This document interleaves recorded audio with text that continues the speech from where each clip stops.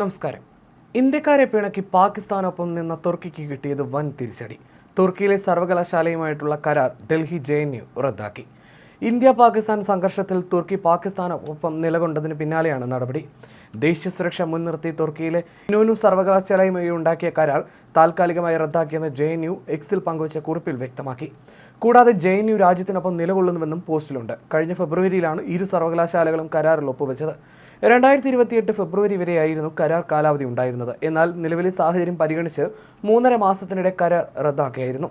സുരക്ഷാ കാരണങ്ങളാൽ തുർക്കിയിലെ ഇനോനു സർവകലാശാലയുമായുള്ള എല്ലാ ബന്ധവും ഇനിയൊരു അറിയിപ്പ് ഉണ്ടാകുന്നതുവരെ റദ്ദാക്കി JNU. രാജ്യത്തിനൊപ്പം ഇതായിരുന്നു JNU സമൂഹമാധ്യമത്തിൽ പങ്കുവച്ച കുറിപ്പ്.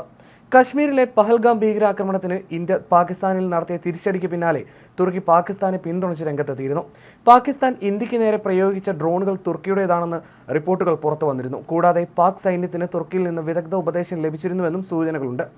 അതിനിടെ ഇന്ത്യക്കെതിരായ തെറ്റായ വിവരങ്ങൾ പ്രചരിപ്പിക്കുന്നുവെന്ന് ചൂണ്ടിക്കാണിച്ച് ടർക്കിഷ് മാധ്യമമായ TRT വേൾഡിന്റെ ട്വിറ്റർ അക്കൗണ്ട് ഇന്ത്യയിൽ നിരോധിക്കുകയും ചെയ്തു. ഇതുകൂടാതെ വിനോദസഞ്ചാര മേഖലയിലും തുർക്കിക്ക് വലിയ തിരിച്ചടിയുണ്ടായി.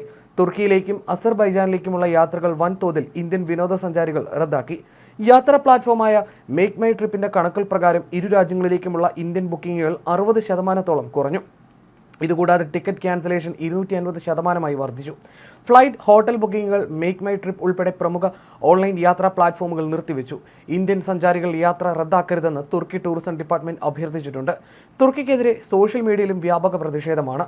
തുർക്കിയിലേക്കുള്ള യാത്ര ബുക്ക് ചെയ്തവരിൽ ഏകദേശം 22% പേരും അസർബൈജാനിലേക്കുള്ളതിൽ 30% മുകളിൽ പേരും യാത്ര റദ്ദാക്കിയിരുന്നു. കഴിഞ്ഞ വർഷം 3.8 ലക്ഷം ഇന്ത്യക്കാരാണ് ഈ രണ്ട് രാജ്യങ്ങളിലേക്ക് യാത്ര ചെയ്തത്.